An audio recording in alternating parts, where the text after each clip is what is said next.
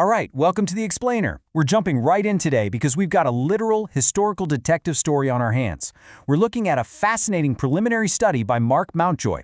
It tackles the famous 69 weeks of Daniel 9 and throws out a wild but honestly super intriguing proposition, a 7-year ministry of Jesus.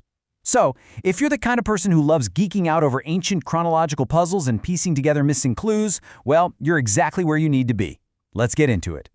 Here's our quick roadmap for this explainer. First, we'll set up an ancient chronological puzzle, then look at a pretty glaring gospel discrepancy. After that, we hit the core idea, the 7-year solution. Then we'll rebuild the complete timeline and finally extend an invitation to dialogue. Let's hit that first piece of the puzzle.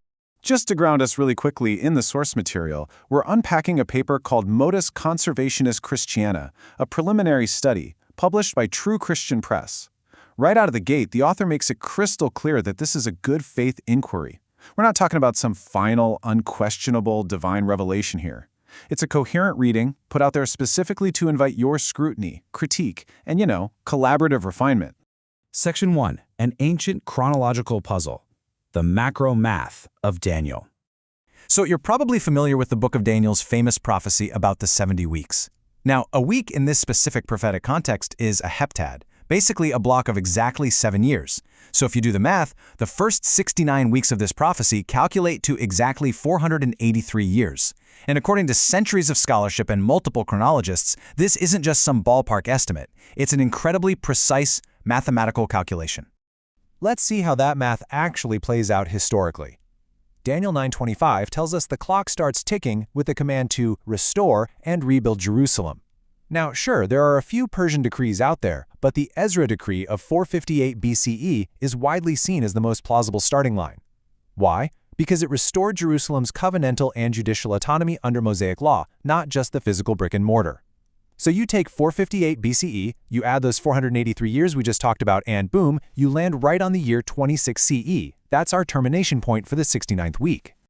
But right here is where we hit a pretty massive snag. If the 69th week definitively terminates in 26 CE, we're left with a really awkward gap. See, conventional gospel chronologies usually peg Jesus' baptism and the start of his ministry around 26 to 29 CE, with the crucifixion happening somewhere around 30 to 33 CE. You see the problem, right? Scholars have been wrestling with this exact disconnect for ages. How do you reconcile the mathematically exact end of the 69 weeks with the widely accepted timeline of Jesus' life? Which brings us to Section 2, the gospel discrepancy, internal tensions. All right, if you sit down and read the Gospel of John side by side with the Synoptics, Matthew, Mark, and Luke, you're going to spot some glaring internal tensions. For instance, John shows Jesus cleansing the temple way at the beginning of his ministry. He also explicitly mentions multiple Passovers, at least 4 of them, plus the Feast of Tabernacles and Hanukkah. But then you flip over to the Synoptics, and they place the temple cleansing at the absolute tail end of his ministry, literally just days before the crucifixion. Plus, there's zero framework for a multi-year festival cycle in those accounts. Now, the standard fix you'll hear in most seminaries is to assume John just, relocated a single temple cleansing to make a theological point. But to accept that, you kind of have to assume John's chronological markers are essentially historical fiction. So that brings us to a massive what if. What if nobody metaphorically relocated anything? What if John's timeline is completely historically intentional, and the Synoptics are too? What if, crazy as it sounds, both accounts are historically accurate?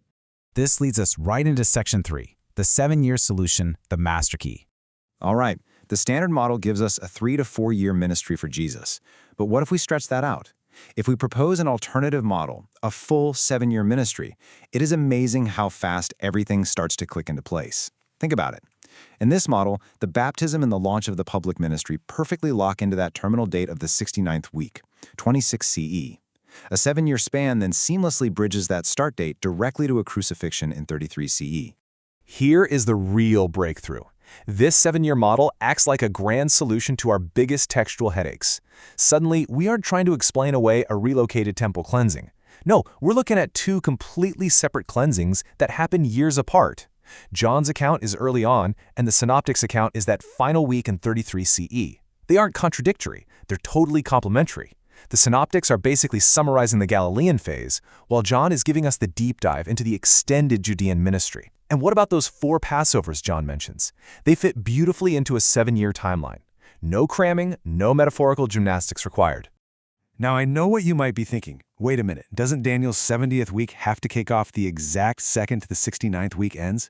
Well, actually no. Daniel 9:26 says, after the 62 weeks an anointed one shall be cut off. The original Hebrew word used there is ahare, and that word simply indicates a sequence. It means event B happens after event A. It absolutely does not demand an immediate back-to-back succession. The text never insists the clock starts immediately. Section 4. Rebuilding the complete timeline. Rebuilding the macro. When you plug this eschatological view into the bigger picture, it is wild how those long-standing tensions just evaporate. Check it out. The 69 weeks run from 458 BCE to 26 CE. Then we have this 7-year extended ministry, wrapping up in 33 CE. That is followed by a grace period stretching up to 67 CE, which historically marks the true start of the 70th week. So that perceived gap we talked about earlier, it's not a prophetic miscalculation at all. It is a meticulously structured timeline.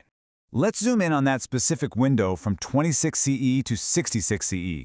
This 40-year gap is identified here as a grace period, and it directly mirrors the 40-year wilderness probation period from the Old Testament.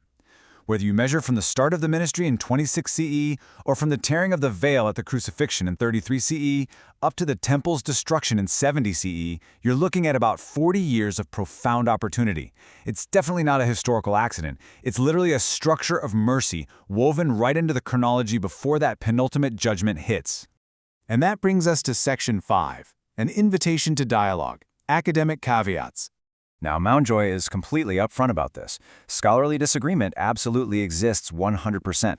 There are chronologists out there who still swear by starting from the Nehemiah decree in 445 BCE. On top of that, this 7-year model goes toe-to-toe against the standard 3 to 4 year model you'll find in almost every evangelical seminary.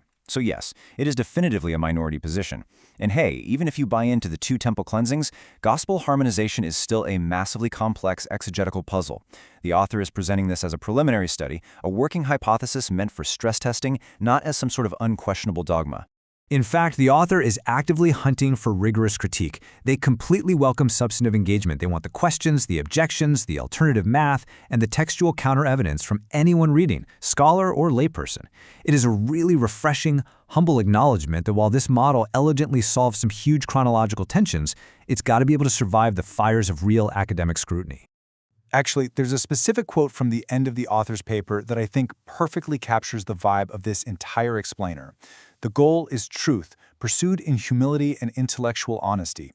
I mean, spot on, right?